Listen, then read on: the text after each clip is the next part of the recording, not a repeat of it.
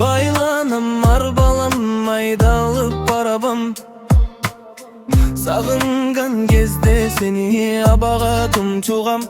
Nur perim benim perim, en nazik canım menin. Ata dep erkelesen göy göydü cengimin. Şaşıp baram oy görte erte ertelep. Tosup çıgasın hayatta kelep erkelep. Kanday sonun geremet. Can kızım ayayım, can sırım bayanım. Doluktap gelesin uy bölümdün kuramın. Menin appağım, menin appağım. Can kızım ayayım, can sırım bayanım. Doluktap gelesin uy bölümdün kuramın. Menin appağım, menin appağım. 20-17 ayak konanın 8'i. Türörgün en algaçkı bakıtımdım belgizi.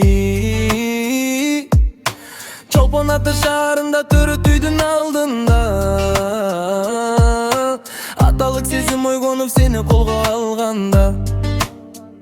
Jörөгümdü küldüktü bırçıla. Can düğünümdü tolkun kaptap. Seni kütkümün menin perim, nur perim.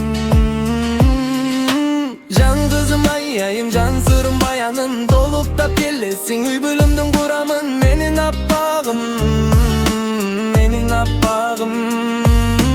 Can kızım ayayım, can sırım bayanım. Dolup da gelesin uy bölümdün kuramın. Menin appağım, menin appağım.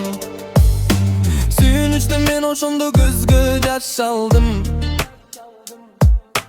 Eyladım yaşadım an elden şaşırdım. Darı ele ata kime telefon çaldım.